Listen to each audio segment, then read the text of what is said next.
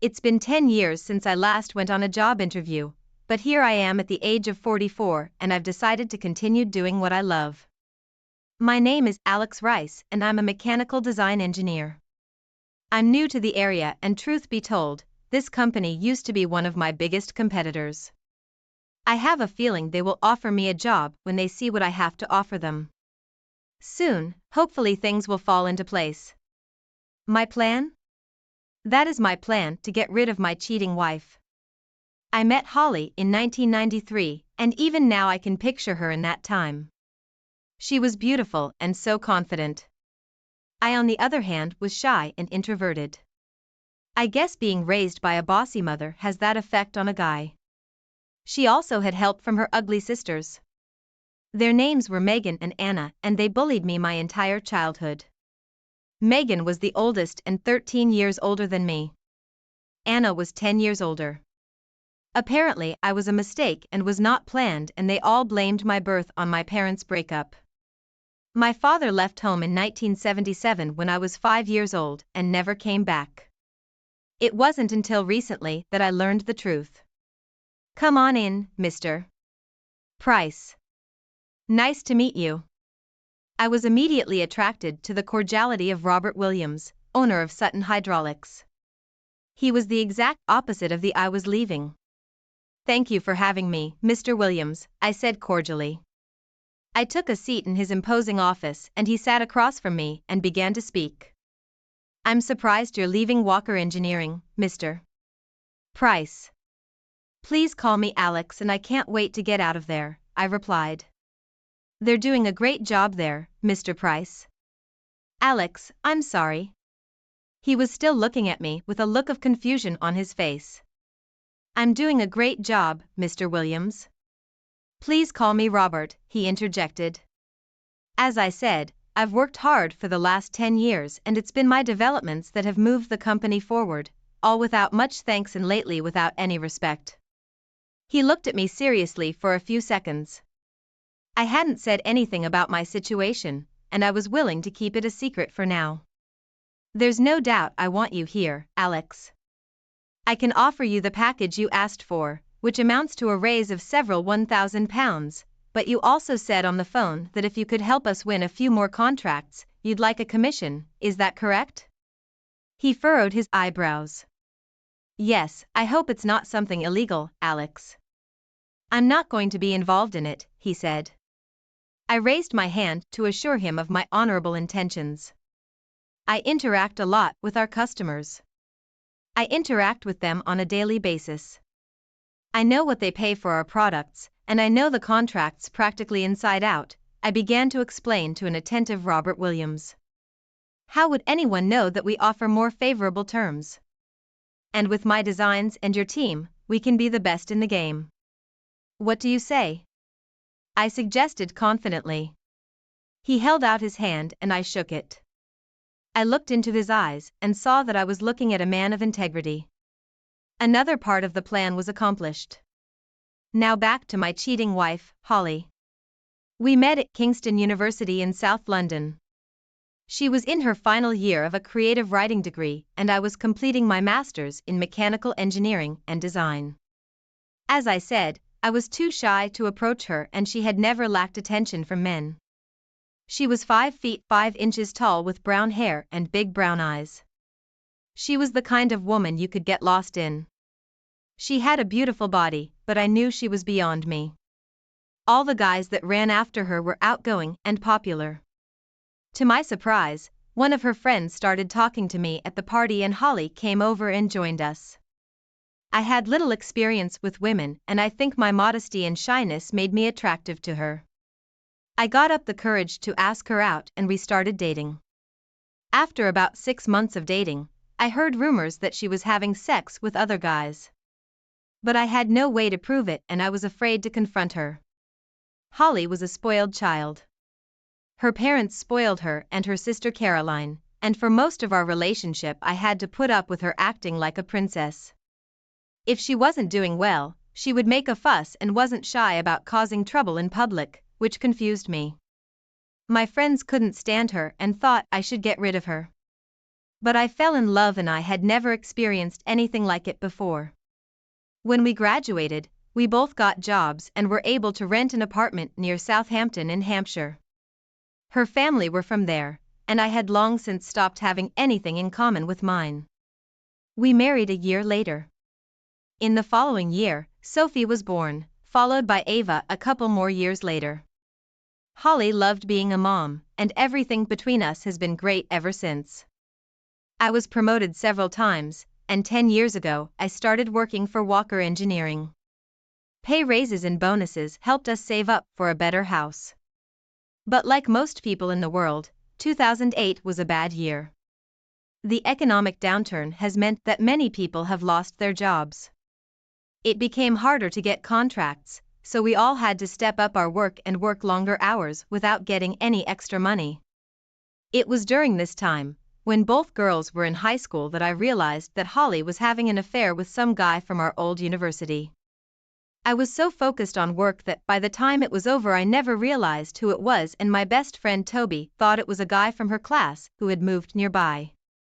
I brought it up to her one day and she just laughed in my face and told me to stop being stupid, but I knew she was lying.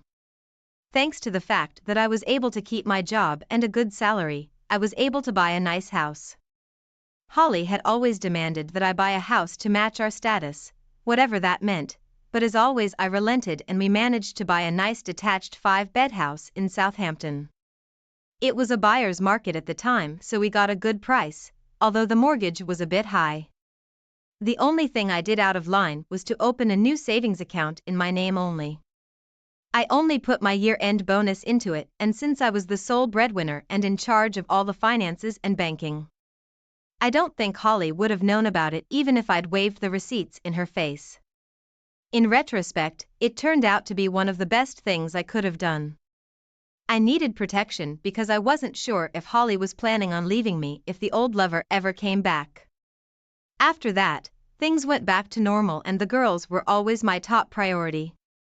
I encouraged them in their studies and tried to spend a lot of time with them on weekends.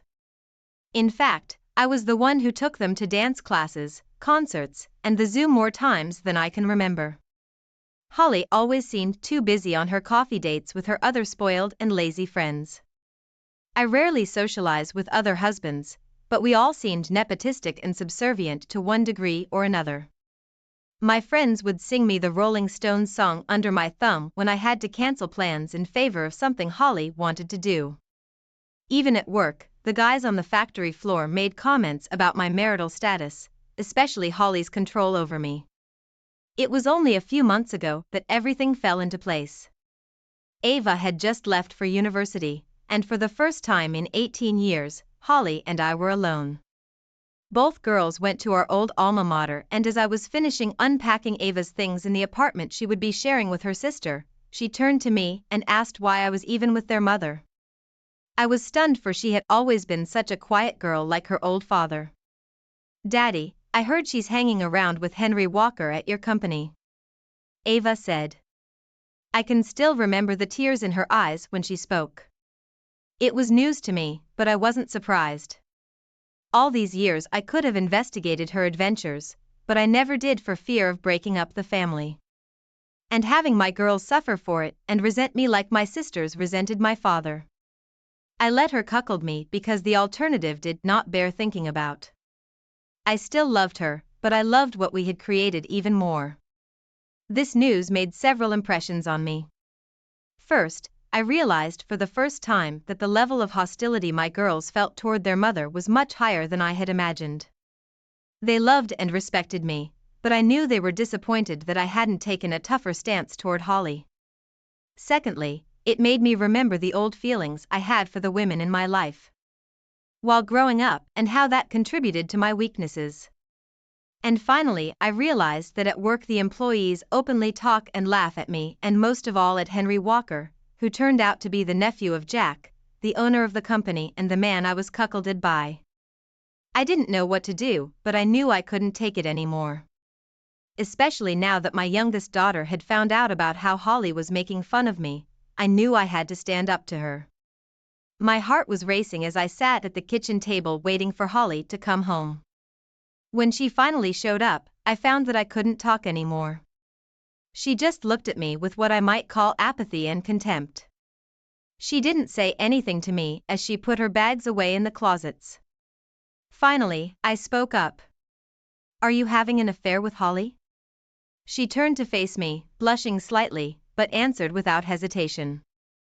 "I wouldn't call it a novel, darling."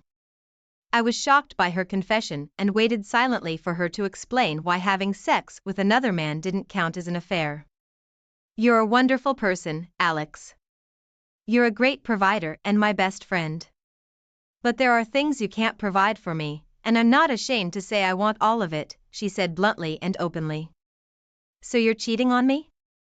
I said, discouraged by her brazen approach to infidelity. "Only my body," she said. "Not my heart or my mind, Alex, which belong to you." My head was spinning and my stomach was knotted. The sheer audacity of her words made me speechless.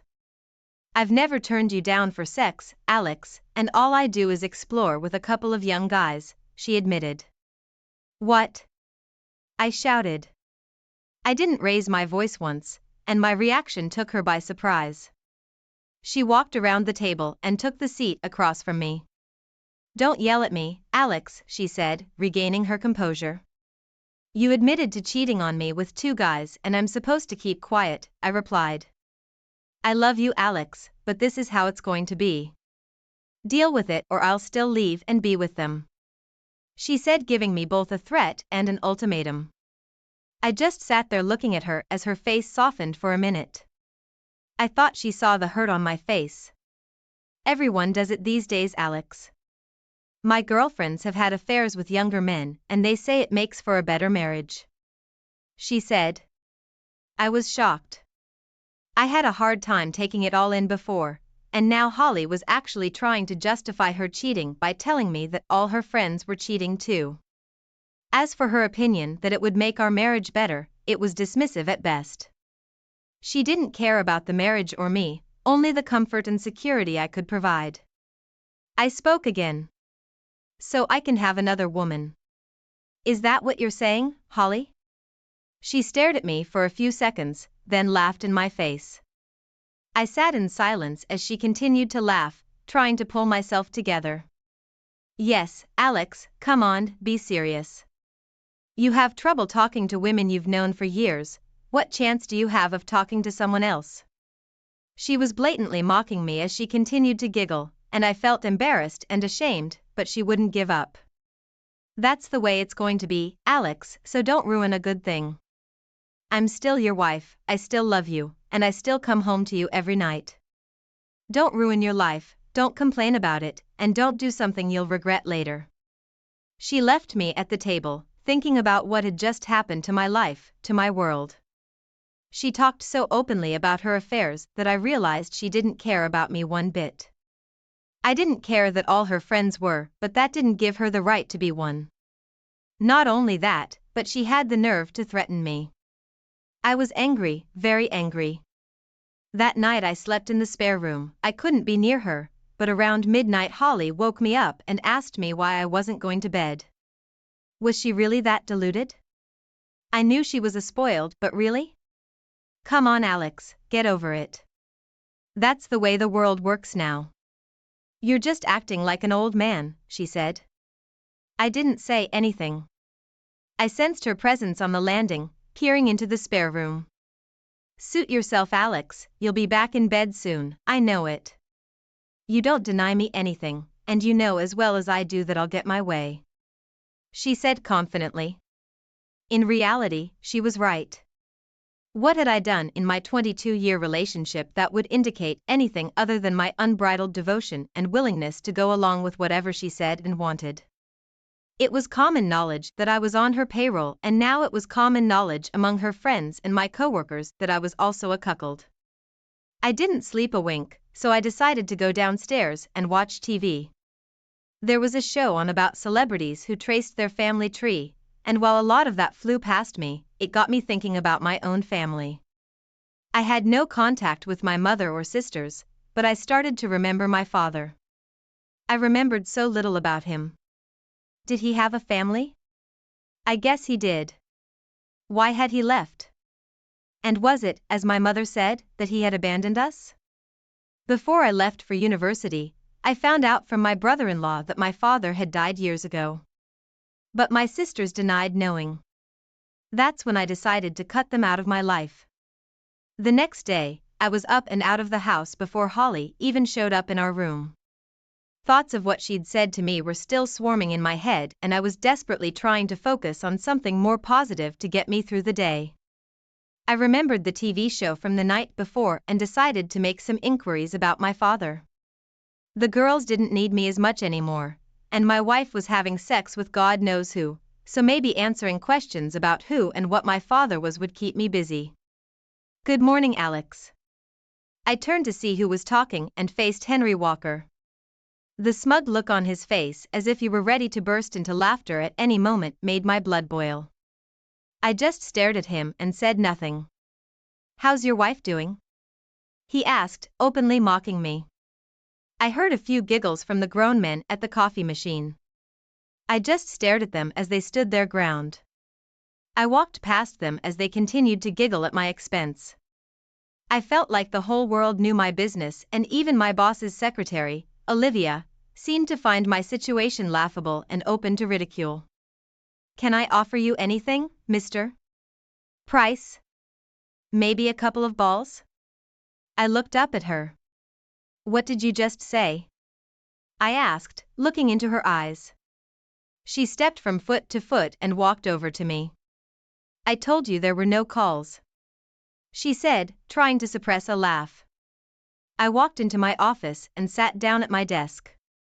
My day had gotten off to the worst possible start, and now I was a laughingstock both at work and at home. I tried my best to focus on my project, but the anger inside of me wouldn't subside. I decided to start looking for my father. All I knew was that he was born in Cambridgeshire and left us at the age of 38 in 1977. So I started looking for family history websites in the area. After a 30-minute search, I found that there were 14 people in Cambridgeshire named James Price, born in 1939. I knew that he might have died a few years before I went to university. So I was able to narrow it down to 3 possible people. I decided I didn't have time to search for each of them, so I posted a message on genealogy websites in each of the towns I found. As I sat in my office reflecting on the past 24 hours, I received a call from my boss, Jack. He wanted to talk to me in his office. Jack was a successful and wealthy man, but in his 60s. He had been married 3 times. He was a cheater and a bully. He was one of those power-crazed types who demand respect but give nothing in return. Many times in the past I had considered leaving, but he always convinced me to stay, and yes, the money was the best around. The only thing I knew about him was that he was having sex with his secretary Olivia behind his 3rd wife's back. It has come to my attention that your wife is playing a trick on you, Alex, he said sharply. With your nephew, I snapped back. Well, yeah, he's a temper guy. It runs in their family, he said, laughing when I stopped talking. But that's what I want to talk to you about. I don't want this to affect the business, and family comes first for me, Alex. So if you get in trouble, you're the one who has to leave the company, is that understood? He spoke to me like an old-school teacher punishing a child.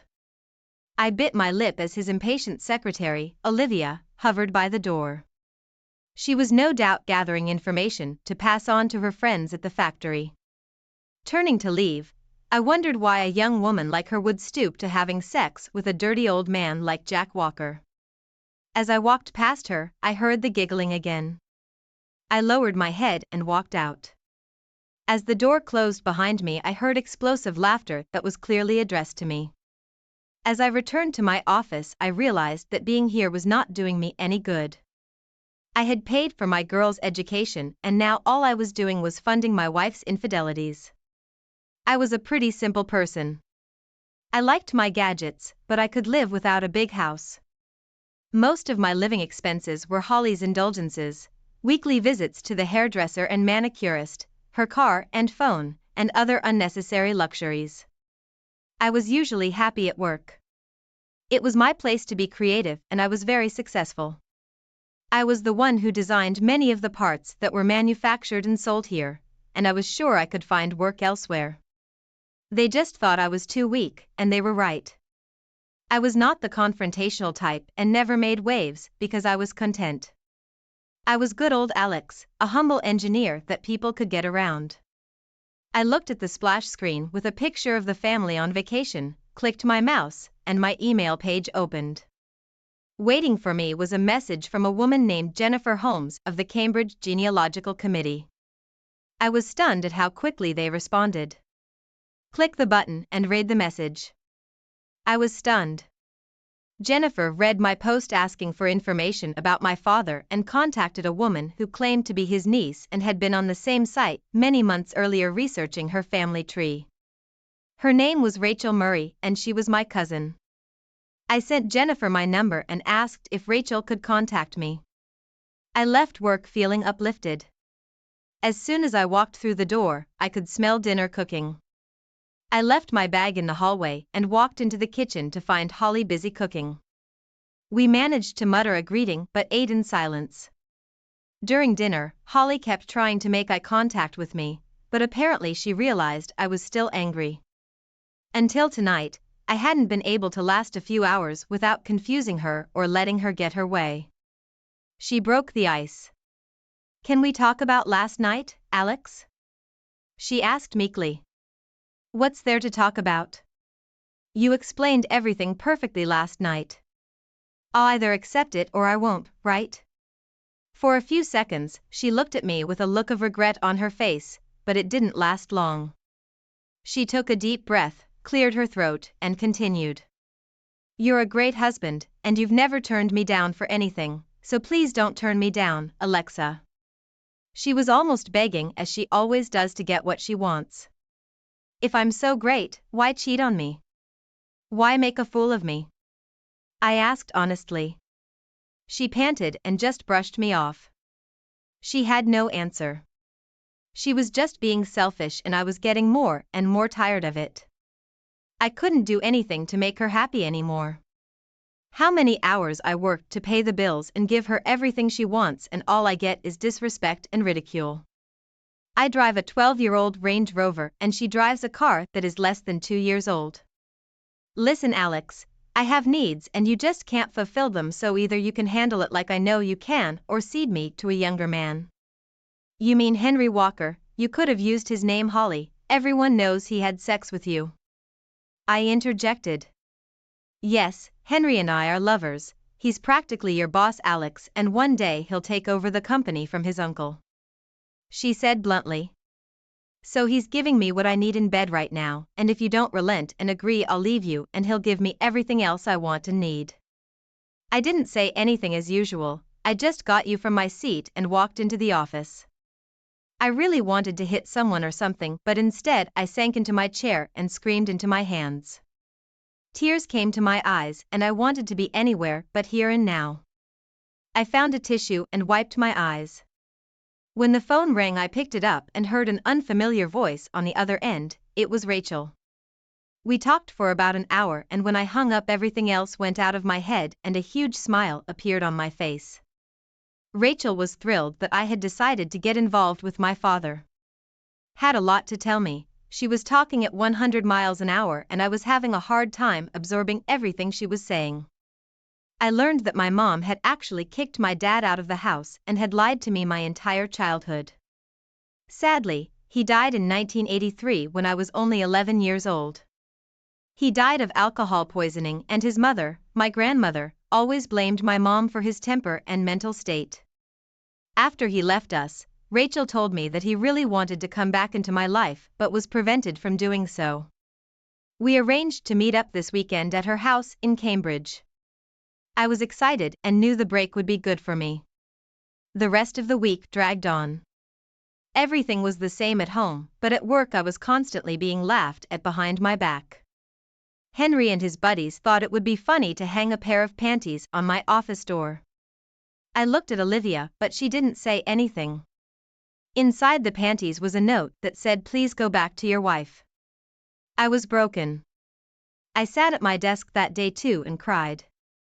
I wanted to blame everyone but myself. I was glad when Saturday came. I told Holly I was going to visit a friend in London and she didn't care what I was doing. I guessed that she would mock me, so her absence made it easier for her. The drive to Cambridge was a stressful one.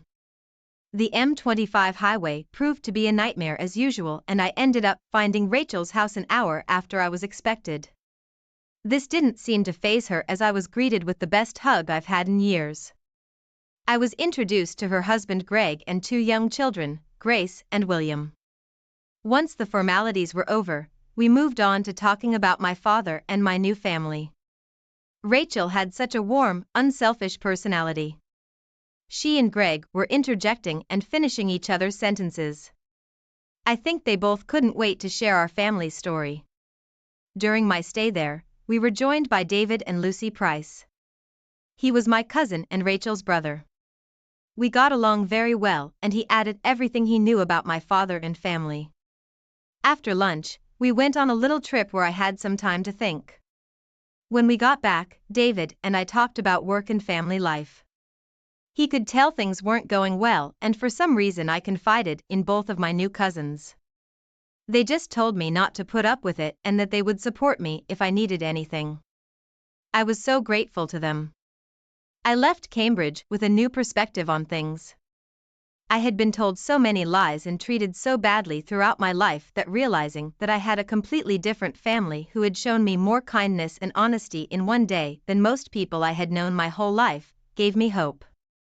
I needed to sort my life out and get back to being happy, not just for myself, but for my girls, my friends, and my new family. By the time I got home, it was 8 o'clock in the evening and Holly was just about to go out. "Where are you going, Holly?" I asked. "Out with friends?" "You mean Henry or Max?" I snapped back. She looked at me, somewhat taken aback that I knew the name of her other lover. I gave her an understanding look. "Please don't do this again, Alex," she begged, seemingly indifferent to my feelings. "Please, Holly, I'm asking you to stop this and become my wife." "Stop being silly, Alex. I'm your wife and always will be. Don't deny me my pleasures and I'll make your life easier. I'll be back by midnight." She completely ignored my wishes and continued to threaten me. She approached me with her arms wide open and I turned my back to her. She said nothing to my blatant insult, just picked up her Prada purse and headed for the door. "Holly, as your husband, I'm asking you not to do this." My voice became harsher. She stopped where she was and looked at me as if asking herself who this guy was and what he thought about talking to me like that. It only lasted a second before she burst out laughing. "What are you going to do, Alex? Leave me. You'll never have the courage to do that. We both know you'll always be by my side." I was mortified. I lowered my head as her words echoed in my head.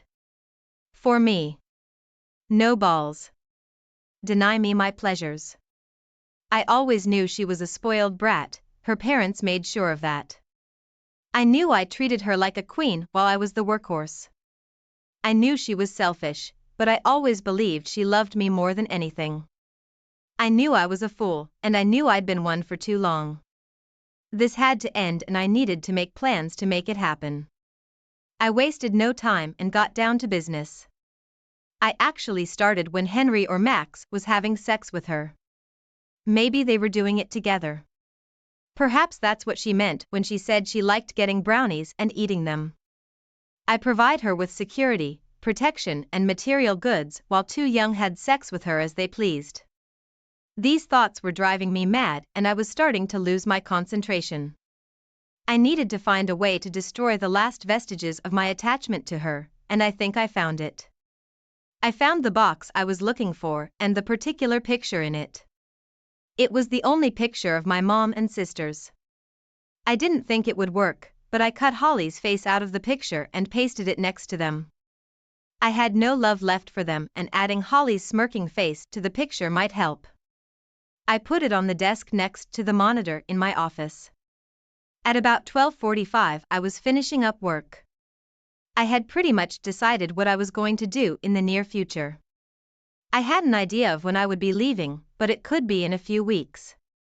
I had time because Holly didn't expect me to leave. It might not work out and I would definitely need help to pull it all off, but by now I had convinced myself that I would go all the way. I heard someone stumble out the door, and as I got up to look out the window, I saw Henry Walker's car pull away. I heard her coming up the stairs and quickly erased my story. I would have to use incognito mode in the future. I waited for her to enter our bedroom and walked down the stairs to make myself some coffee. I sat down on the couch and thought about my future away from this place, and honestly, without my daughter's presence, I knew it wouldn't be so bad. I decided to try and move closer to them. Monday morning I came to work, clearly realizing that I wouldn't lift another finger. Jack Walker could fire me for all I cared. I walked to my office, ignoring the taunts and comments directed at me. I would destroy those, and I knew my anger would get me through this. I managed to get an appointment with the bank for 1 o'clock in the afternoon, and I took the time to prepare for it by analyzing my finances. The odds were slim, but if everything worked out and the right people helped me, I would come out of this situation unscathed. The meeting went as planned, and I was able to close my savings account and remove my name from our joint account. I still had an ISA with a few thousand in it, so I closed it for cash and put it in my wallet on the way to the office. I stopped by the PC World store and bought 2 digital voice recorders, a 500 GB USB 3.0 hard drive, and a new hard drive for my PC. Back in the office, I sat down at my desk and began to see if I could open the company's personal client files. I'd seen a glimpse of them in Jack's office, so I knew they existed, but I needed his password. It didn't take me more than an hour to crack it. Ironically, his wife's name was his username and the password was his name and 6-digit birthday number, Jack240656. I had everything I needed. I plugged the disk into my computer and loaded all the files onto it. 10 minutes later I did the same with all my new plans and drawings for the energy-efficient hydraulic pump system I was working on to keep this company ahead of the curve. We were creating pumps for air conditioners, heavy equipment, and even the dairy sector. I erased all of my computer history, including all of my plans and all of my designs. Then I shut it down, removed the hard drive and replaced it with a new one. I put everything in my bag and reinstalled Windows. I spent the rest of the day researching our competitors on my phone. I logged onto the Monster website to look for engineering jobs in the South London Surrey area and then left for the day. That evening, after another silent dinner, I went to my office. I discovered that one of our major competitors, going through a financial downturn, was looking for a mechanical engineer to help design and run the shop. It wasn't exactly what I wanted, but pretty darn close. They were offering a salary £10,000 less than my current salary, so I sent an email and attached my CV. That night I decided to sleep in our marital bed just so I wouldn't disturb Holly. However, I made sure I was already asleep when she walked in. I felt her rubbing against me, and I felt sick to my stomach. But as sick as it was, it felt good to react that way. She became disgusted with me, and that would help me in the long run. The next day, I received a call from a very surprised Robert Williams of Sutton Hydraulics. We spoke briefly and he couldn't believe that I would consider leaving Walker Engineering for his small company. He offered me the job almost immediately. But I insisted on an interview the next day. He accepted. Another important screw was put in place and the wheels started turning very quickly. I had a lot of free time, so I started looking for apartments in the area. I didn't need a house, and although there weren't many options, I managed to find one very nice apartment to rent. It was £1,200 a month with 2 bedrooms and was perfect for me. The apartment was 15 minutes from the girls and 5 minutes from work. I arranged a viewing the day after my interview with Robert Williams was over. I then spoke to Jack and told him that I needed to meet my daughters in Kingston the next day to sign some papers, but he just brushed me off and said go. That night I called my best friend Toby Brown. We've known each other since 6th grade. We had both gone to Kingston, but he had studied finance and math. He was now a big banking analyst in the city and lived with his wife and kids in a nice house in Twickenham. Most of all, he and his wife hated Holly, so we rarely spoke to each other as a couple. Holly was jealous of Sarah because she was an ambitious web developer and married to a rich banker. I guess even with everything I was giving her, I still wasn't up to her level. I arranged to meet Toby the next night after the interview and apartment viewing. He knew I had something on my mind, but I told him I'd tell him all about it when we met. Along the way, I thought about many things. Today was important not only for my plan for the near future, but also for my future. At this point, I had no idea how the girls would react until the recent revelations. I had planned to retire at 55. I was thinking of investing in a villa in Italy or somewhere else. My mortgage would be paid off when I turned 50 and the extra 5 years of work would allow us to accumulate a nice little fund without relying on a retirement wallet. My new job was about 20 minutes away from the girls' apartment. The meeting went quickly.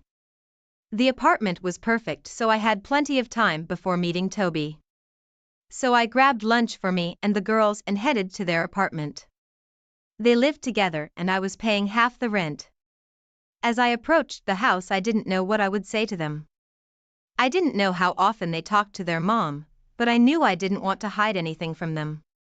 When they saw me, they ran up and grabbed me as I was already walking through the door. My smile could be seen from space. I missed them both so much. "Daddy, Daddy," they shouted, laughing as if they were still toddlers. They led me into the house and I laid out the lunch I had grabbed on the way. We sat and ate while they told me about their lives and schoolwork. I was so proud of my two girls. Sophie had already studied pharmacology for 2 years and Ava was studying nursing, 2 professions for loving and caring people. I saw Rachel in them and talked at length about our new family, promising that we would all meet soon. When we finished lunch, I took a sip of coffee and wondered they knew something was going on. "What is it, Daddy?" "Spill it," Sophie said. "Well, you know your mom cheated on me, right?" said I. They both looked at each other, then returned their gaze to me and nodded in unison. "Well, I've had enough and I've decided I'm going to leave her," I muttered to everyone's smiles. "Good," Ava said. "About time, Daddy," Sophie added. "You're not mad or anything, girls?" I asked timidly. "No, Daddy, for as long as I can remember, she's been A to you," Sophie growled. I thought about reprimanding her for disrespecting her mother, but I didn't. In fact, I thought good for Sophie. I also felt ashamed again because they had obviously seen this growing up. I hoped they wouldn't follow in their mother's footsteps. As far as men were concerned, I hoped I hadn't hurt them in any way because I was too weak and pathetic. I also hoped that I respected them. "What are you going to do, Daddy?" asked Ava. I told them that I had a new job and that I would be moving closer to them. They were thrilled but also surprised that I'd actually decided to move away from their cheating mother and had already made plans to do so. For that, I received 2 strong and loving hugs. I told them I would do everything I could to protect my financial future. Without going into too much detail, when I got up to leave, they said they would support me no matter what, and although they loved their mother, she came second to me and she always had. I left their apartment full of happiness and was now ready for the next phase of my plan. This was the most important part. Toby and Sarah met a few years after he left university. They are 2 of the nicest people I know, and tonight I would be counting on their favor. I was greeted warmly as usual, but my mind was spinning about what I would be asking of them, and they both knew I was out of my depth. They wanted to know at once what was going on, and I told them there was no point in beating around the bush. I told them everything that had happened and the first part of my plans. They were more surprised by my resistance than by Holly's infidelity. It was quite commonplace in their eyes. "So why did you dump her now?" Alex asked Sarah, handing me another cup of tea. I declined something stronger since I had to drive home today. I always thought she was cheating on me, but I couldn't prove it now. She admitted it and everything fell into place. I also discovered something that made me say I'd had enough. I told them about meeting my cousins and that my mom kicked my dad out of the house and that my sister sided with her. My father was just like me, or rather, I was just like him. But this time my girls are on my side. So it was this discovery that prompted you to finally stand up for yourself? Asked Toby. Worry was written all over his face. No, I was taken to my father's grave. I was hesitant at first, but I managed to lay flowers and say a few words. Then I looked at the engraving on the stone, which shocked me. That's when I realized I had to leave. I explained. What was that, Alex? They said in unison. It had a rose on it, and below it was the inscription in memory of him. There was the date of his birth and below that, the age at which he died. There was silence for a moment before I spoke again. He died at the age of 44, the age I am now. Toby and Sarah recoiled slightly at this news and I realized they understood. There were times when I could reach for a shot glass like he did or drive myself to suicide like my grandmother thought he was doing. I had a choice, be like him or fight back. I said clearly. I decided that I wasn't going to kill myself anymore by trying to be the perfect husband while being bullied and ridiculed. At that moment, I felt weaker than I had in weeks. Admitting to my friends how down I was harder than I'd realized. Toby had knocked me off my game. What do you want from us, Alex? Please refuse if it's too much, but I have a plan to protect myself and get that down. Intervened Sarah. I smiled and nodded. Sarah did seem to have a tough side to her character when I thought she was having an affair. In 2008, I opened a separate savings account and put all my bonuses and all my spare cash into it. I was also lucky that the only way I could get a mortgage loan for the amount we needed was to apply in my name only. Holly had no real employment history, so it was easier for me to apply a loan. I knew that if anyone was capable of following my train of thought it was Toby. My savings with interest are now worth £60,800. I have £120,000 left on my mortgage, but the house in the next street over from me has sold for over £500,000. Toby, I need you and your connections to get me a short-term loan for the remaining £60,000. I want to pay off the mortgage before I divorce her when I divorce her. Why bother? It means she can have half. Sarah said. Well, unless you count the 60-odd £1,000 in savings I'm keeping, she can fight for half of everything anyway. But that's where you come in, I said, pausing for a second. I want you to incorporate a new company. What do you mean register a new company? Toby interjected. I want to transfer ownership of my house to your new company. That means she won't be able to lay her hands on it. I've looked into it. And if I pay off the mortgage, all I have to do is go to the land registry and transfer the paperwork to your company. Toby and Sarah looked at each other for a moment. Will that work, Alex? I mean, if you divorce her, she'll hire a lawyer and fight for everything. She doesn't have the money for it, and I'm sure her parents won't want to pay such a huge bill if they know their daughter is cheating. Plus I'm hoping to use her opinion of Maine to my advantage. I said how asked Toby, she thinks I'm a coward who will never leave her, so I won't ask for a divorce until I sell the house. The property becomes cash and by the time she realizes I'm divorcing her we can move that money into a lot of different accounts. Toby just smiled at me and said I never knew you had it in you, Alex. So you're going to help me? I asked. Oh yes, I'll get right on it, but you know a good lawyer will try to trace the money, don't you? He said yes, but it will take a long time and she won't be able to afford a big legal bill. After another hour of conversation, I headed home. All the pieces were coming together. On the way home I decided that I wasn't even going to file for divorce. I was sure I wouldn't meet anyone else, let alone remarry, and that way I would have more time. I figured Holly wouldn't be bothered by my absence for at least a month. At that thought I laughed to myself. By next week I'd be gone. When I got home it was almost 2 in the morning. I looked in on Holly and she was sound asleep. No remorse is keeping her awake, I thought. I decided to go to the spare room Thursday morning. I was up and out of the house before Holly even woke up. I wrote my resignation letter in the morning and around lunchtime I called Toby. I've got good news, bad news, and then good news again, buddy. Okay, let's go in that order, I said laughing. The good news is that I have registered the company. It only takes an hour at the company house, he said. The bad news is that to get a loan for the amount you need, you'll need some serious collateral, something like a house, and that won't work for you. I was frustrated and scratching my head trying to think of something when Toby continued. Listen, Alex, you trust me and I trust you. I've been talking to Sarah about this and we've been thinking the same thing.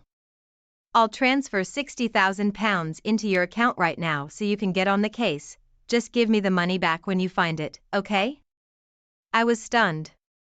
If you could see my face now, you would realize how grateful I was. This is too much, Toby, you've done enough already. I interrupted. Just take the money and go do what you need to do. He said. You have no idea how much this helps me, buddy. I owe you a huge debt of gratitude. Just do it. Walk away from this disrespectful money-grabbing scammer and be happy. That's all we care about. I gave him my details and ended the call. My next call was to the bank for a meeting. The next day after work, or lack thereof, I drove to the local Land Rover dealership. I knew the guy because that's where I bought Holly's Range Rover Sport about 10 months ago. In fact, I was still paying for it. I had an idea on how to get some more money. Hello, Mr. Price, have you finally decided on a new car? John Reeves met me at the entrance. He was the owner of the dealership. No, John, I wanted to discuss selling my wife's car and paying off my debt, I said, looking more pleased than I should have. I hope everything's okay, he asked. It's okay, you've met her and you know how demanding she is.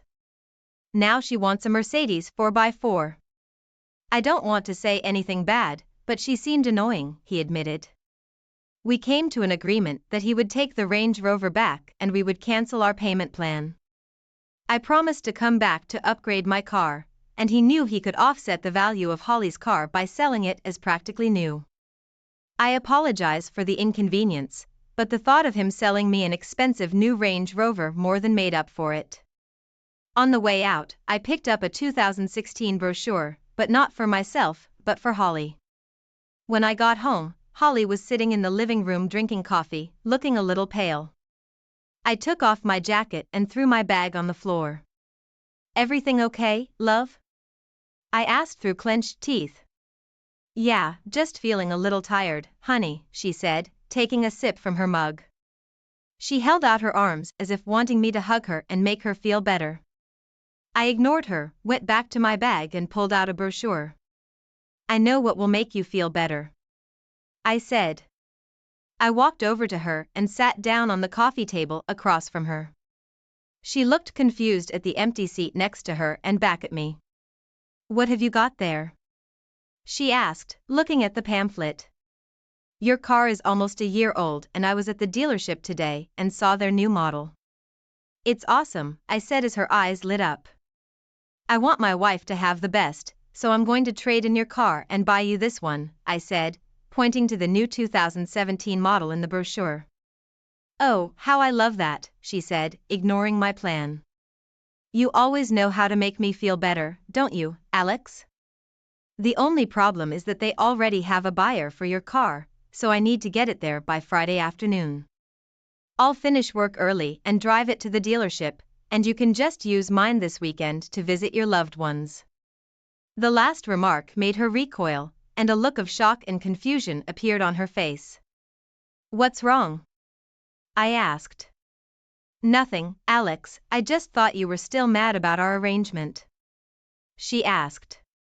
It wasn't our arrangement, Holly, it was yours. I didn't have a say in it, but I guess I don't really have a choice, do I? I said, hoping for an answer. She only nodded as if she had finally put me in my place, and I admitted defeat. I love you, Alex. I turned to look at her and was met with a sincere look of concern. I didn't say anything in response and just walked away to the kitchen. The phone rang and I went out into the garden to answer it. Toby confirmed that the money had been transferred. I was ready to go the next day. Wasting no time, I walked into the bank and found myself in the office of a mortgage loan officer. She looked to be about my age, but she wasn't wearing a wedding ring. I wondered if there might be a life after Holly, but dismissed the thought to the back of my mind. An hour later, the mortgage was paid off. All my remaining accounts were closed. I went through several houses and opened a new account at another bank. I was happy knowing I wouldn't have to pay anything else unless Holly hired a lawyer and went to court. My smile faded. I walked back to the office, ignoring Olivia as she rose to her feet to speak. I sat down with a cup of coffee and contemplated the next stage of my plan. I contacted the land registry and filled out the appropriate online application form. I had all the details of Toby and Sarah's new company, and within 10 minutes of submitting the application, I received a confirmation email stating that it would take 3-5 days to process. After that, I would simply hand the paperwork over to Toby and he could register the property to his company. I decided to wander around the internet looking for furniture and details of canceling utilities in the house. I had to wait for the right time, but I did start new accounts for my apartment in Sutton. I finally have one more thing left to do, something I've been putting off. I knocked on Jack's door. Olivia was there with him, of course. That dirty old usually fiddled with her on Fridays, and I seemed to be interrupting their lovemaking. She left us alone. "What can I do to help, Alex?" he said cheerfully.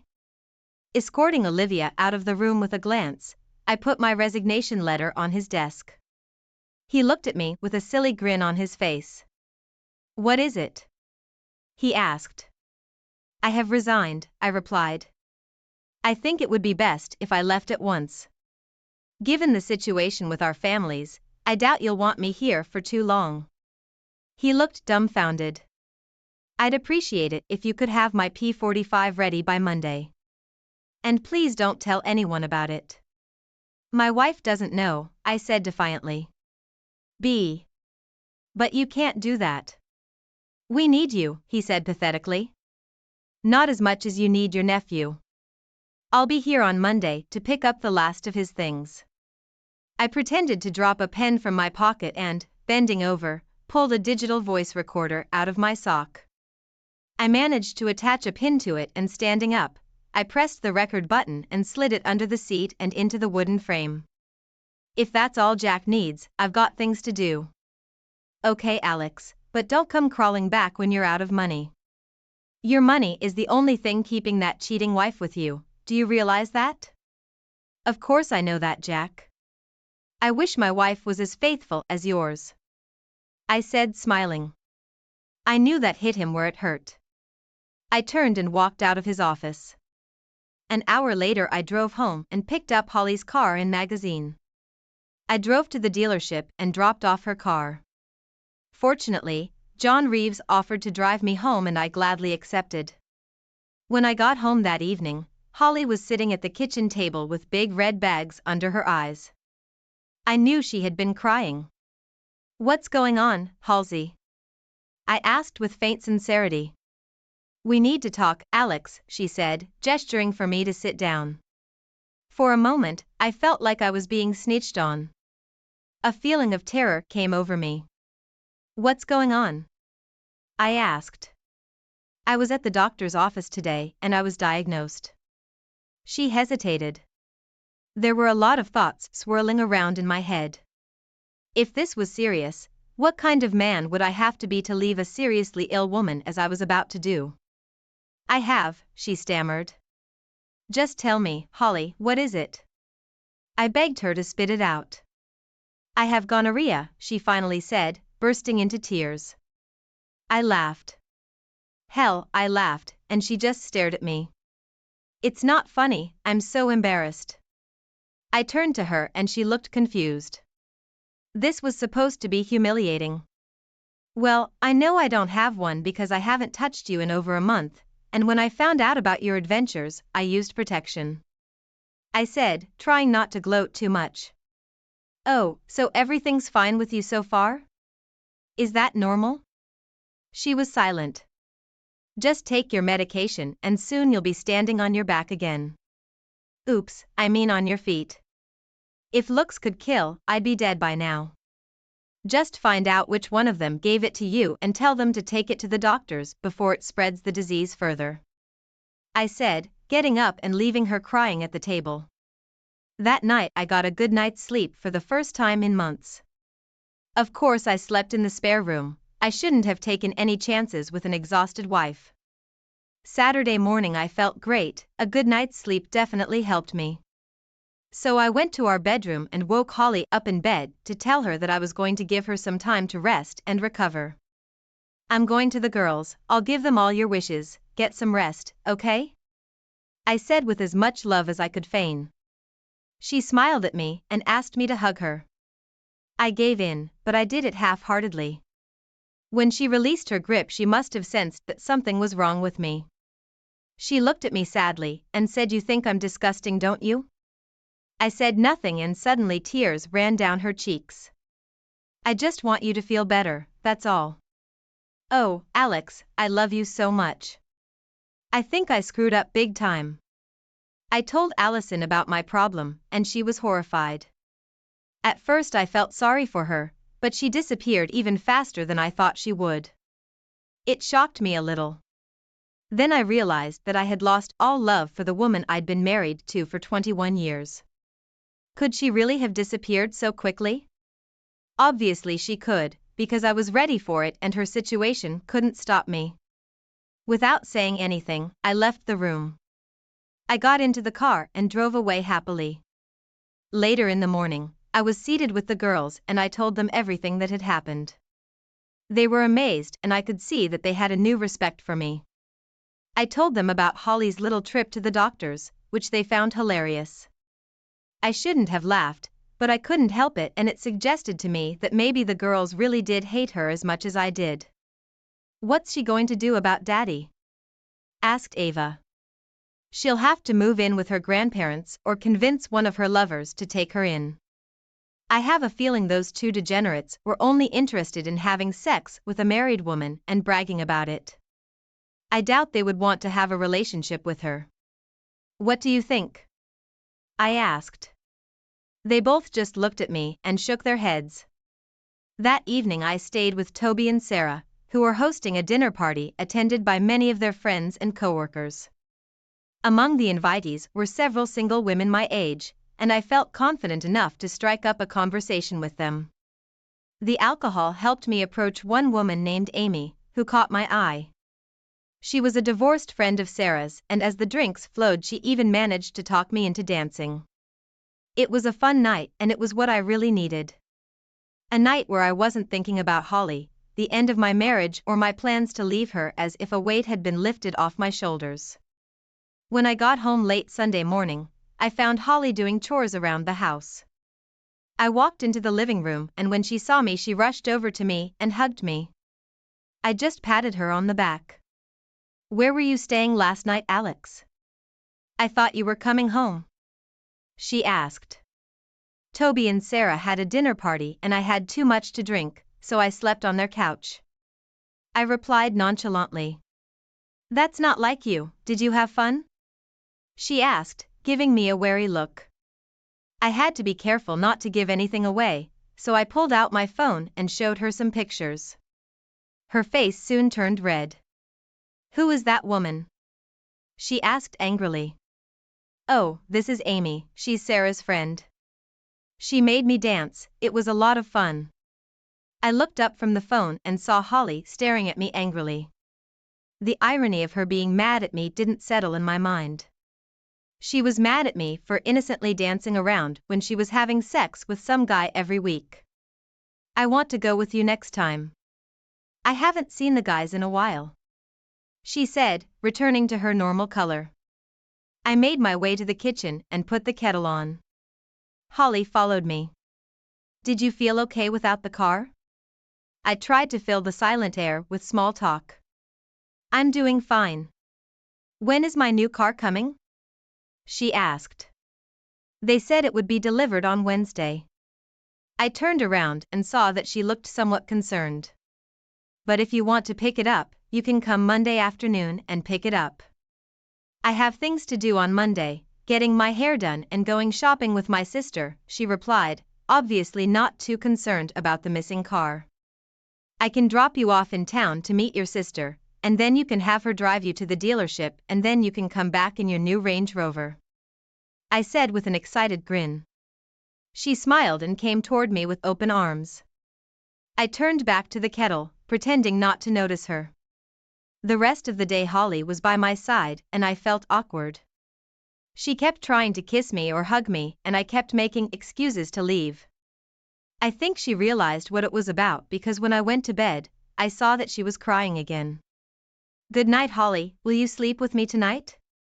Alex, I want to snuggle up to you and I want you to tell me everything is going to be okay. I didn't feel anything, not until you get permission from Dr. Holly. I'm sorry, but you made your own bed, I said stiffly. Well, when I get better I'm sure I can find a man who wants to get into bed with me. I still have a lot of lost time to make up for, she snapped bitterly. I laughed to myself. It took longer than I expected, but here she was. The was back. All regrets of Friday night were gone. For the last 21 years I would have fallen for her, but this time I ignored her tears and headed for the spare room. Last night in my house and she would be in the spare room. I was also glad she said those words. It removed any sign of doubt I might have had. I looked at my picture of her and my sisters and all I felt was hatred for her. She was nice when she wanted something and when she couldn't have it. Monday morning I woke up early. Holly woke up early too. She had an appointment with her hairdresser at 8:30, so I drove her into town as planned. Don't forget to take a cab to the dealership around 2 o'clock in the afternoon. They're waiting for you, I said, ignoring her attempts to kiss me. I drove off knowing that this might be the last time I would see her. Somehow I was afraid it wouldn't happen, but it would be as long as I could make it happen. On the way out, I called the cell phone company and canceled both of our contracts. I pulled over to the side of the road to pay the fine on my card. They informed me that the phones would be working until 5 p.m. Great. I then went to the office to pick up my P45. I entered the factory and there was a solemn atmosphere. The news of my departure must have reached everyone. And for a brief moment, I saw a look of fear on their faces. I did not know why. Walking down the hallway toward my office, I passed the coffee machine where the usual suspects had gathered. I wasn't sure if Max and Henry knew they both had sex with my wife or not, but they both smirked as they looked at me and exchanged jokes with the other. Good morning, guys, I said cheerfully. Good morning, Alex, how's the wife? They said this to the usual laughter. How that joke is still funny today is beyond me. Not very much, I'm afraid, I replied. One of you underdogs swiped it. I walked away in complete silence, and when I turned around their jaws dropped and Max yelled something to Henry. I heard a big noise before I headed up the stairs. Olivia saw me coming and she half smiled, lowering her head. Maybe now I was getting some respect. Jack was at the door before I could knock. I have what you need, so take it and get out. Maybe this respect story was a figment of my imagination. I entered his office and sat down. I reached under the chair and discreetly put the recorder in my pocket. I knew he'd laid out his weekly Friday night story to Olivia, and now I had it all on the recorder. So you have another job, Alex? He snapped back. At first I didn't pay attention to him, but then I decided I would give him what he wanted. No, nothing, I said. A wide smile appeared on his face and he probably figured I'd come crawling back to him soon. I get my last month's paycheck and my year-end bonus? I asked. He burst into laughter when Olivia walked in with my P45. What's so funny? She asked. Alex just asked for his bonus and salary to be given to him. That's hilarious, Olivia said, joining in his laughter. I thought, why not, and joined in too. It made them stop and look at me like I was crazy. Why are you laughing? Alex? Said Olivia. I don't know, Olivia, why do you let that old have sex with you every week? I said, laughing louder and louder. They froze as her eyes widened and Jack began to redden with anger. I'm sure Mom and Dad are proud of their little girl. She threw my papers on the floor and ran out of the room in tears, Jack said. Get out of my office and out of my company before I get the guys to drag you out by your ears. I laughed, walking out of the house and heading to my office to pack the last of my things. I was still laughing to myself when I pulled up in front of my house. I got out of the car and lowered the back seats. I opened the trunk and walked into the house.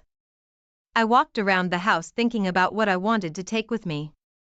I had several Romero Brito works, so I took them down and wrapped them in plastic I found in the garage. I packed them in the car and continued walking around the house packing. Finally, I went upstairs and emptied out my closet. I pulled all of my documents out of the safe, including the girl's birth certificate and marriage license. I found an attic ladder, went upstairs, and found all my old stuff. My diploma and family photos were there. I went to the handyman and took all the jewelry I had brought with me from Holly over the years. They must have cost over £10,000. And then I took all the handbags, shoes, and expensive coats I brought back too. In fact, the whole bloody closet was bought by me. So I took everything. I've always been a responsible person, so I had receipts for almost all the stuff for insurance, and that will serve me well when I come to sell it all. When I finished packing, I realized I would need a TV, so I took that as well, along with my movie collection and Blu-ray player. Of course, by this time my car was too full. I figured I might lose all of Holly's clothes and a few other things I really didn't need, including some of my old clothes. The new me would require a new closet and the girls wouldn't fail to seize the opportunity to help me with that. I found all the best pictures of me and the girls and put them in the car. I wasn't in any hurry to get anywhere because Holly wasn't going to be back until after 2 o'clock in the afternoon. I made a cup of tea and took 5 minutes to myself. You have to have a cup of tea. I think it's on the Magna Carta. I picked up the phone, called the telco and cancelled satellite TV, phone and internet. I called British Gas and Southern Water to cancel the utilities. It would take a few days, but I didn't care. I went back to the bedroom and sat on the bed when I noticed something that gave me a thought that scared even me. It was at the very top of the closet in a dusty old box. It was Holly's wedding dress. She loved it probably more than I did. I took it off and then found our wedding album among the box of pictures on the bed. Grabbing the duvet cover, I gathered up all my things and headed out into the garden. Once outside, I walked to the middle of the garden and piled everything into a pile. I added all of Holly's clothes and her things that I knew I wouldn't be able to sell. I made sure to leave only her underwear because I didn't want anything to get contaminated. I went to my car and locked all the doors. I was ready to leave, and when I looked at my watch I saw it was only 1:45 p.m. So I called Robert Williams and told him I could give my P45 later that evening along with the night shift, that way I could start work again tomorrow morning. He was thrilled and I told him I was already working on plans to get new customers and improve the hydraulic pumps that would make it super competitive in the marketplace. I think he sensed my enthusiasm, and as I wrapped up the conversation, I hoped I had made his day. It was already 2 o'clock in the afternoon and I was sitting there waiting for the call. Finding some paint thinner in the garage, I went out into the garden and poured it on my wedding dress. I was about to light the fire when the phone rang. Hi, I said calmly. What's going on? Alex yelled Holly into the phone. What do you mean, Holly? I asked sarcastically. Don't play dumb, Alex, she continued. Calm down, Holly. What's going on? There was silence and I heard her breathing heavily. I heard her sister's voice in the background. I was told you didn't bring me a new car. You sold me mine. Oh yes, did I forget to tell you that? Said I. What are you talking about, Alex? What's going on? She started to panic. Well, from now on if you need a car, you can pay for it yourself. I said, trying to stay as calm as I could. My heart was pounding frantically. Yep, I don't understand, Alex. She said meekly and confused. You heard me perfectly well, Holly. If you want it, you can buy it. Now if you'll excuse me, I need to clean up the kitchen. What? What is this, some kind of sick joke? I didn't say anything. We'll talk about it when I get home. Alex, I'm not satisfied with being coddled. She shouted. I was silent again.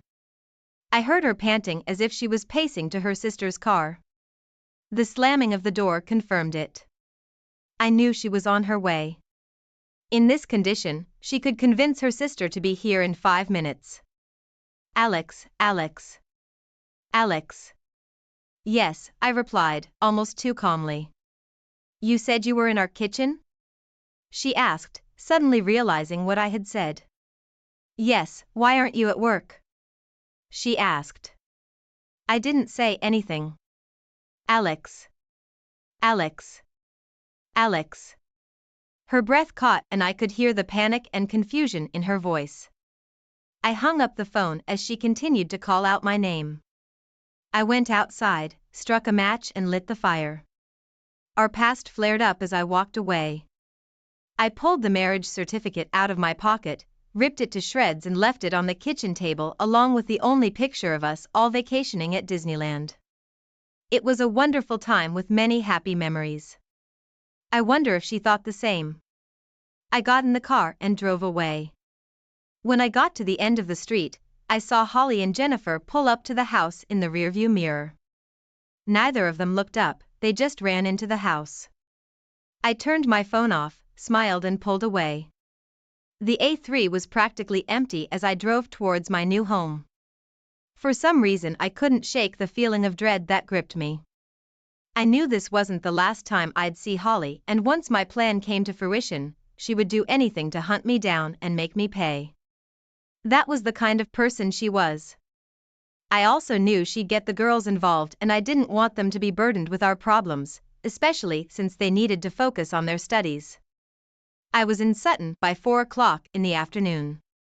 And decided I had time to visit the local phone store and get a new cell phone contract. I also managed to catch the administration team at work processing my P45 and met Freya, my new receptionist. She was quite young but kept a very professional demeanor, a complete contrast to Olivia. I went back to my new apartment, which was completely empty. I had water and electricity, so I found a kettle I had brought with me from home and made a cup of tea. I moved my stuff in and ordered a pizza. I picked up my old cell phone and turned it on. The connection was broken. I smiled to myself, knowing that Holly was now without her phone too, and that should give the girl some respite. Before I could talk to them, I found my sleeping bag and spread it out in the living room and waited for dinner.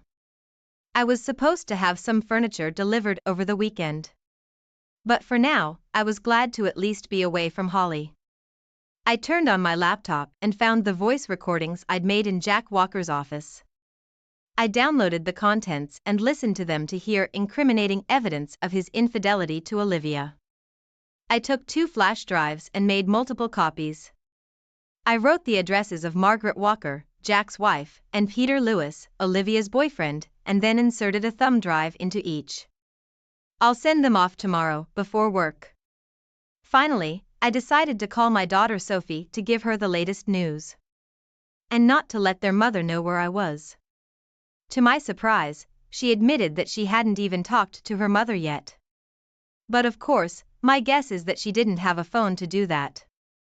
Within a week, I had time to furnish my apartment, and with no time to waste at work, I contacted Walker Engineering's clients and convinced them to switch to Sutton.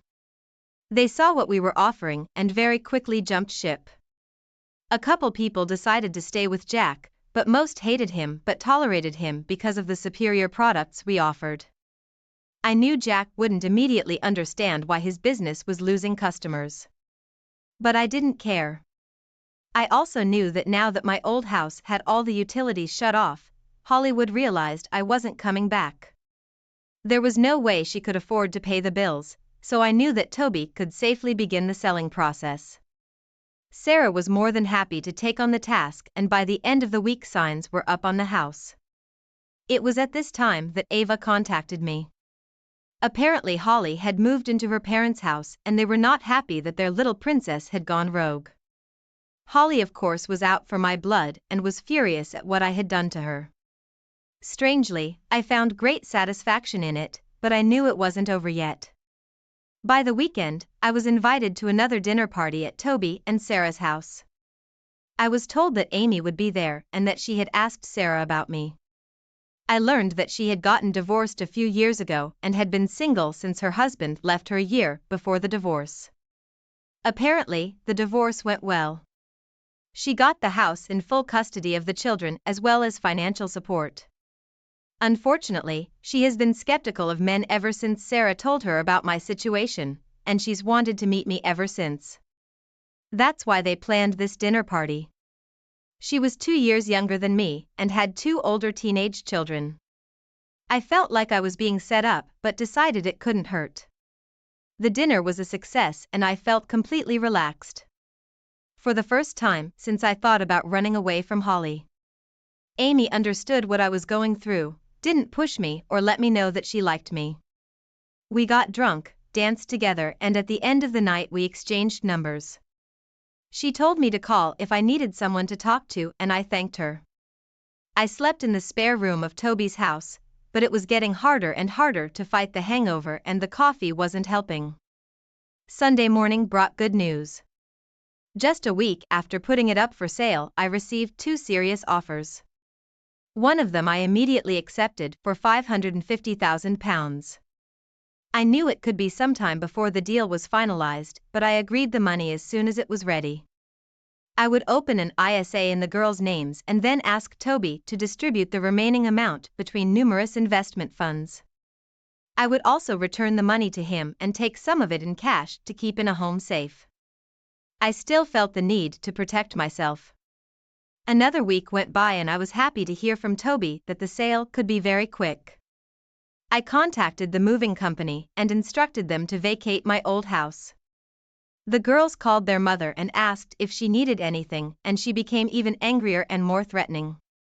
I promised the girls that it would be over soon. On Tuesday morning I was talking to one of our new customers who was meeting with Jack Walker about a possible supply contract extension. He told Jack that he was moving to Sutton Engineering and Jack was not surprised. He learned that Walker Engineering had to cut 50% of their staff due to job losses. He also informed me that Mrs. Walker was divorcing Jack due to adultery. I had absolutely no sympathy as I was counting commission checks in my head as we talked. I had no idea what had happened to Olivia and her boyfriend, but I knew he got my gift if Mrs. Walker got hers. And even if she didn't, I'm sure she was well aware of why Mrs. Walker was divorcing her husband. I wonder what her friends and family would think about her cheating with an old man. To reward me for my new job, I was given a brand new Land Rover Discovery HSE. I was already thinking of treating myself, but Robert and the bosses were so pleased with me and how the company was progressing that they gave me the car and a few thousand in commission. It was actually over £30,000. I was looking out my office window admiring my new car when a familiar Ford Focus pulled into the parking lot. I froze, realizing who it belonged to. It was Diana's car. Holly's mom. I sat back in my chair and waited for the inevitable call. They had finally found me. The phone rang in my office and I picked it up. Mr. Price, there's a woman sitting in the waiting room who claims to be your wife, said Freya, my secretary. Tell her I have a meeting and I'll be down in an hour. 3 hours later I looked out the window and she was still sitting there. I exhaled noisily and decided to leave for the night.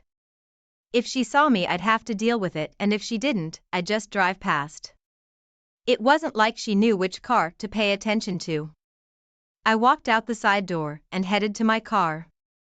I was just getting into my car when I heard tires screeching, and before I knew it she had pulled up and was blocking my way. She jumped out of the car and stormed over to me with a face like thunder. She looked like hell, her clothes were clearly her sister's old clothes and her hair looked like it hadn't been brushed in weeks. You! She screamed, hurling a slap in my direction but missed. I hate you, I hate you. Yeah, I hate you too, Holly. Now say what you want to say and then get out of my life. I said, trying to stay calm. She just looked at me with tears rolling down her cheeks. You ruined my life, you. She whispered pitifully. I didn't say anything, I just kept listening. You destroyed all my belongings, my wedding dress and clothes. So far it was all about her, and I wasn't surprised. And then you cancel and force me to move in with Mom and Dad. She continued. She just stared at me and waited for me to speak. Was it all Holly? I asked. Haven't you anything to say for yourself? She shouted. I thought for a second before inviting her into my car. She was taken aback, but I didn't want to be a public spectacle anymore. When we sat down, I saw how bad she looked. She seemed to have aged, and I wondered if all that, plus the venereal disease, had taken its toll on her appearance. Please come home, Alex. We can put all this behind us. I forgive you. What did she just say? Are my ears deceiving me? Do you forgive me?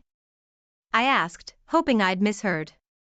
Yes, Alex, I will forgive you for destroying my things and my life. Are you delirious, Holly? I asked. She just looked at me like I was crazy.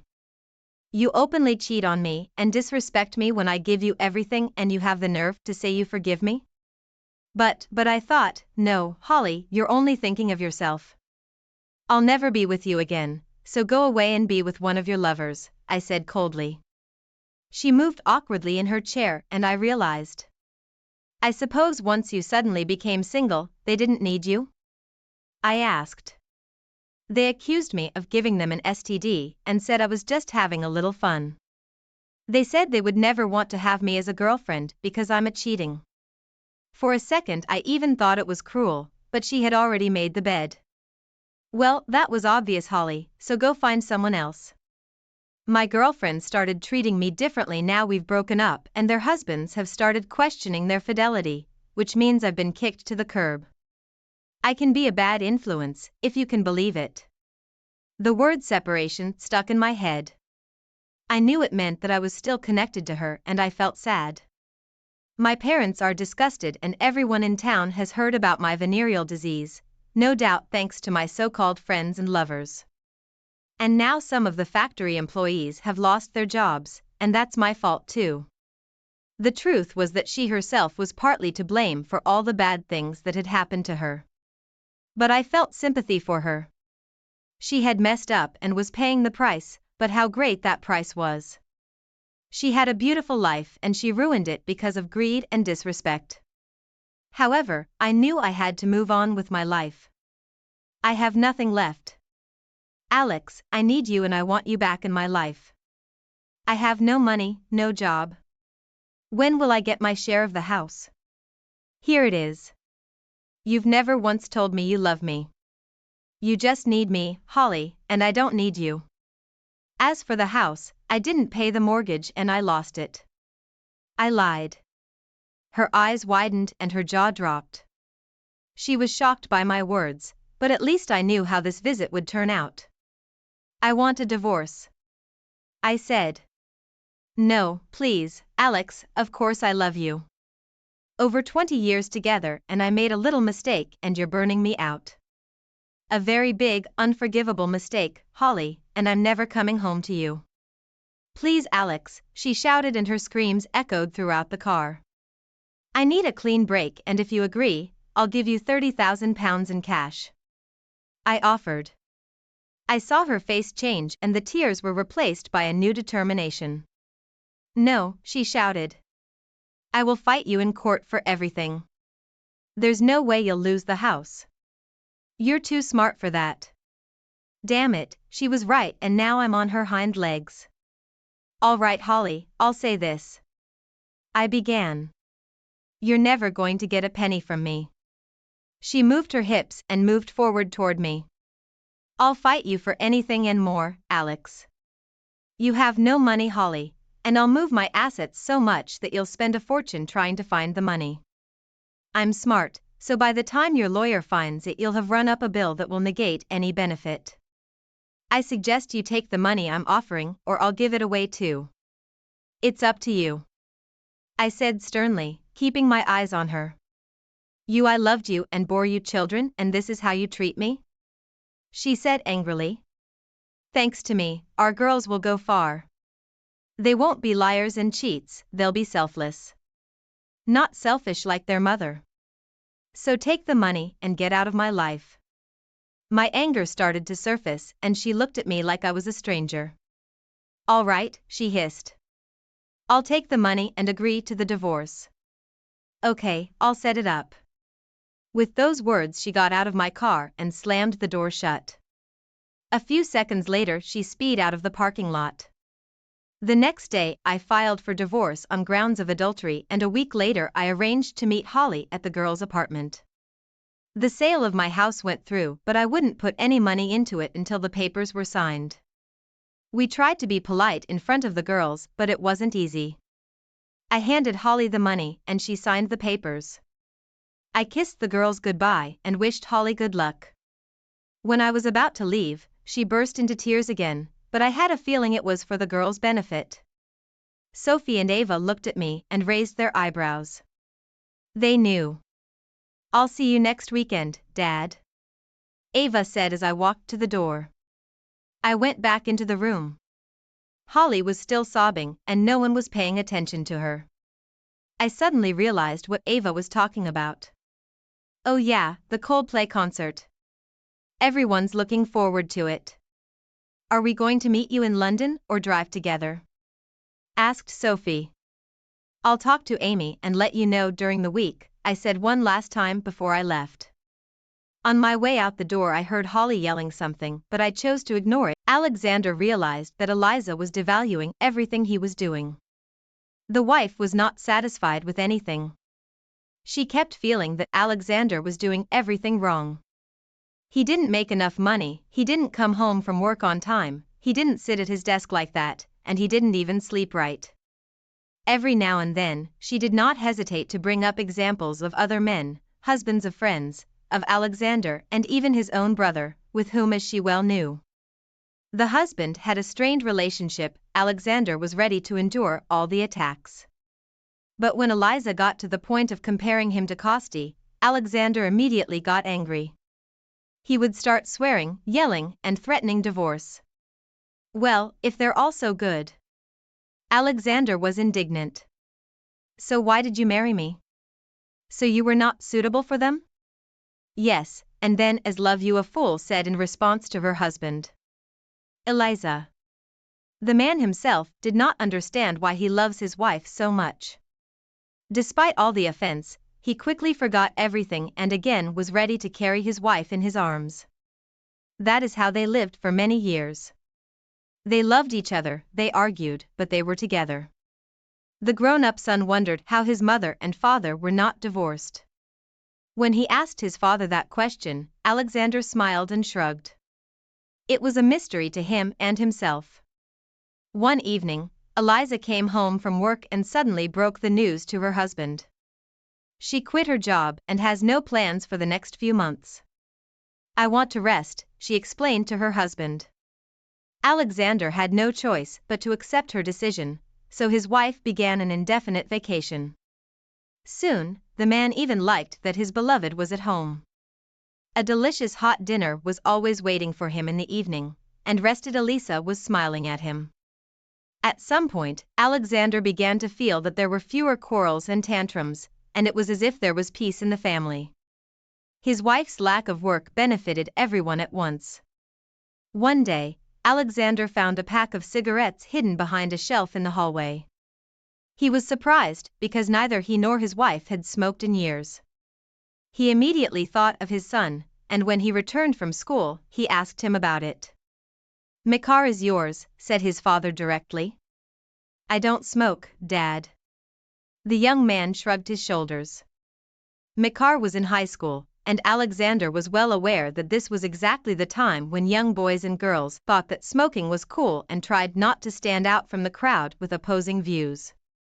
He was not going to scold his son, which is what he told him, but Makar reiterated that he did not smoke, and this was the first time he had seen these cigarettes. His son's reaction was calm, his eyes did not run nervously, and he did not try to disassociate himself from what his father had said. He looked at Alexander calmly and confidently, and he surrendered his position by apologizing to the boy. In the evening, when Eliza returned from her manicure, he asked her about her find. "Also, it's Eve," said the woman, and we searched that time to see where she had gone.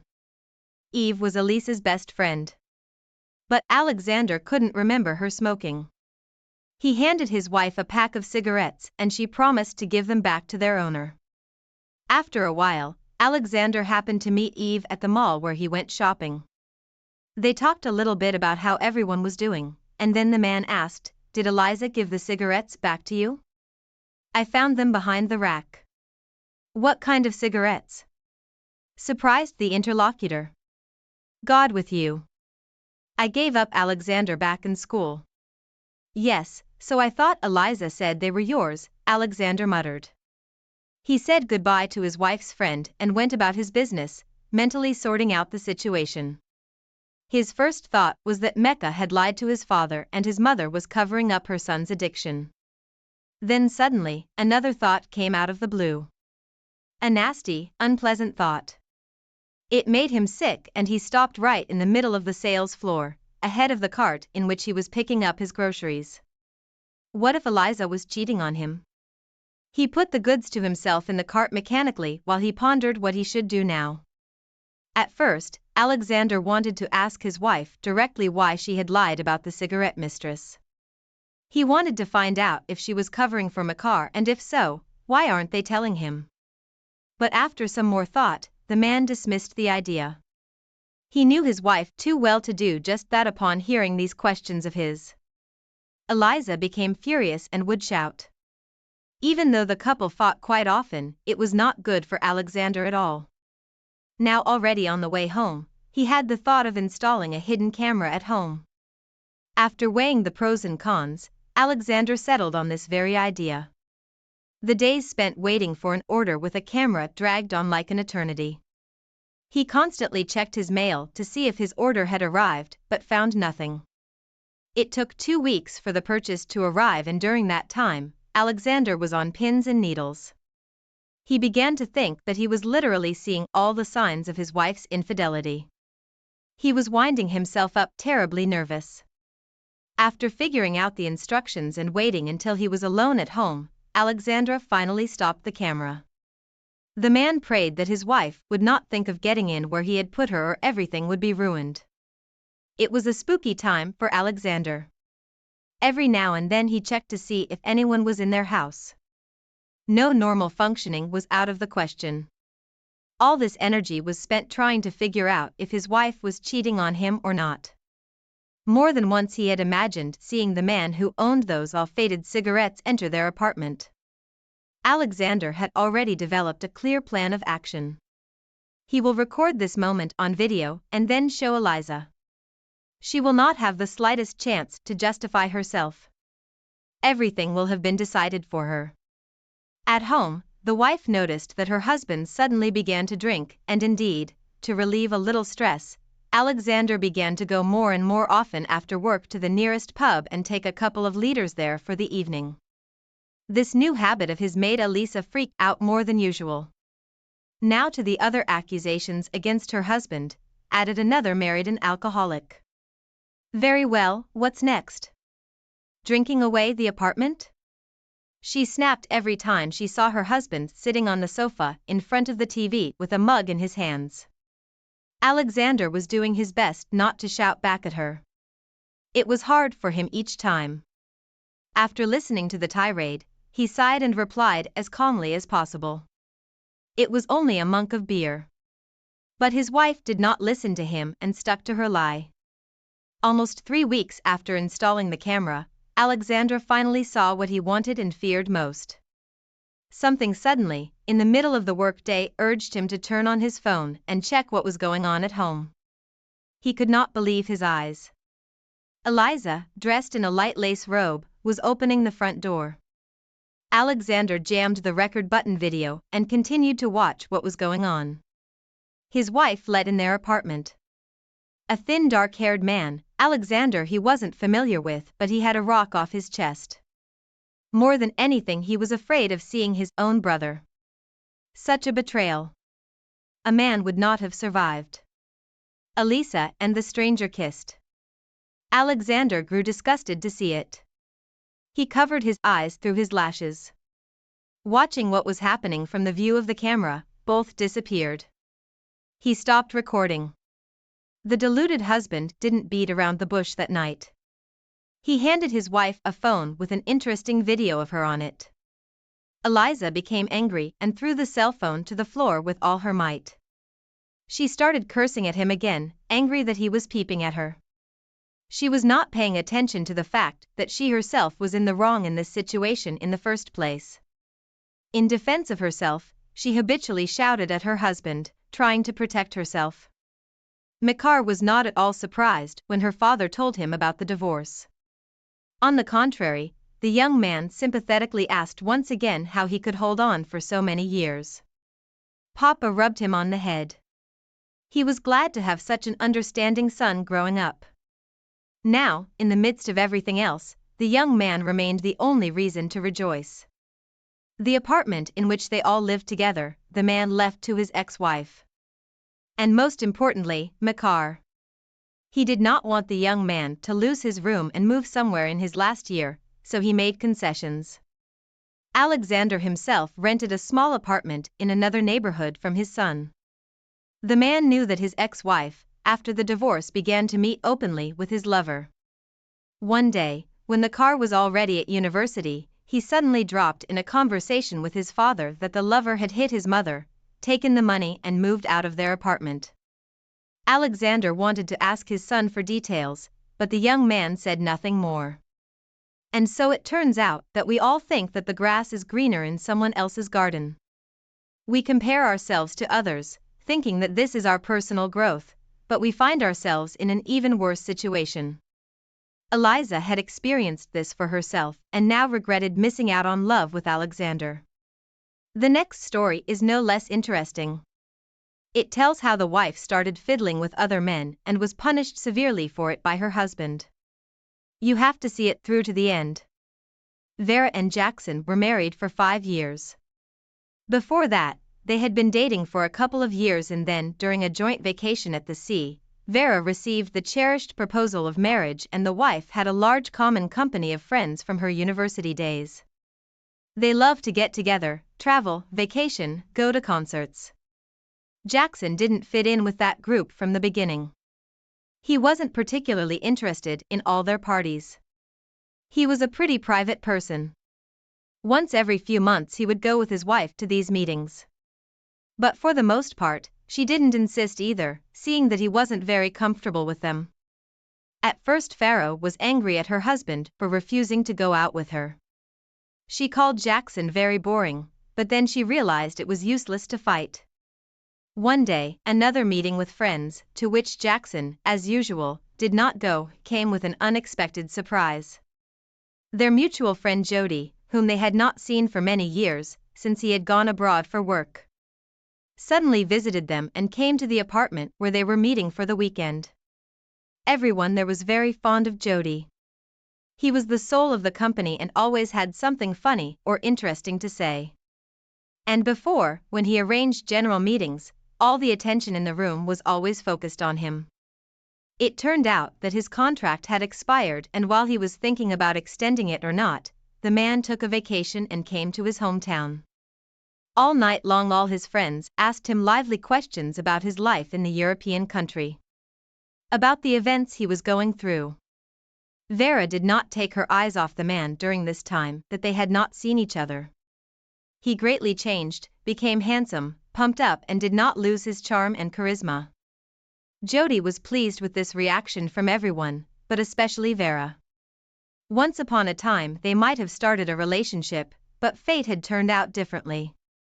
At someone's birthday party, they had a drink, got frank, and found out that they had liked each other for a long time that night many years ago. They lost their heads and woke up together the next morning. Their relationship didn't work out because Jody had already been offered a job at that time. All the bureaucracy had been sorted out and he was leaving for another country the very next week. Vera was upset, but she had nothing to do but move on with her life. Soon she met her future husband, and that crush on Jody gradually began to be forgotten. Jackson. She never talked about what happened between her and her friend.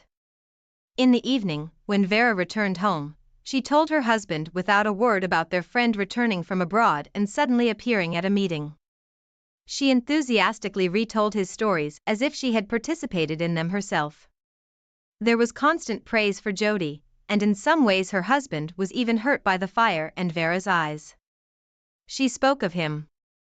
Jackson interrupted her and made some brief remark about it to Jody.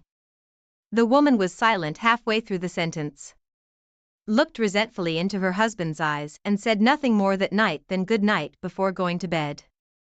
A week had passed since the previous events.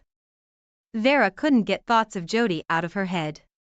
She kept remembering how much fun she had had with him, how funny he would finish sentences for her as if he could read her mind. Colleagues at work even noticed her absent-mindedness, constantly asking if she was getting enough sleep finally. No longer fighting with herself, Vera decided to write to Jody herself and ask him to meet her. To her delight, he responded fairly quickly and agreed. That evening she texted her husband that she would have to work late so he wouldn't have to wait for her for dinner. They met Jody at a cafe and chatted and laughed for a long time. The woman felt like she had felt years ago again, incredibly light and happy around this man. She didn't need any drinks.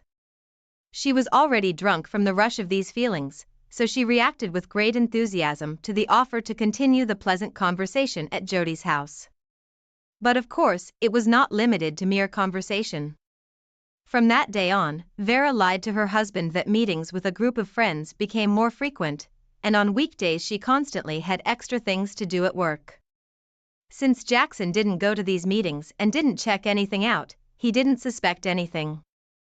And he was in complete ignorance of what was really going on for a while. One day as Jackson was leaving work, he decided to take a short walk to clear his head. He knew his wife would be late again tonight, which meant he had nowhere to hurry. He always had time to heat up supper. The man was walking along, lost in thought, when someone called out to him from behind. "Jackson, hi, haven't seen you in a while," Jim said to him. As he came closer, it was one of Vera's friends, who was also an enlarged group. They shook hands and got to talking. "How is Vera? I haven't seen her for a long time either. Is she doing well?" Jim asked. "Don't you see each other every week?" Jackson said perplexedly. "Yes, we haven't seen each other for a long time. Sometimes our schedules don't fit, sometimes we all have things to do." The man grumbled disappointedly. Jackson stared at Jim for several seconds without blinking. He was trying to comprehend what he had just heard. "And when did you all see each other for the last time?" he asked. "Well, about a month and a half ago when Jody came to live with us," Jim answered. Jackson was shocked. Jody was, of course, the friend his wife had been telling him about, and it was after that meeting that her frequent recycling began. Now he was clearly aware of what the delays at work and frequent meetings supposedly with friends were related to. He remembered that his wife was going to meet with the company again this Saturday. He asked Jim if there would be a meeting, and he said nothing of the sort had been planned.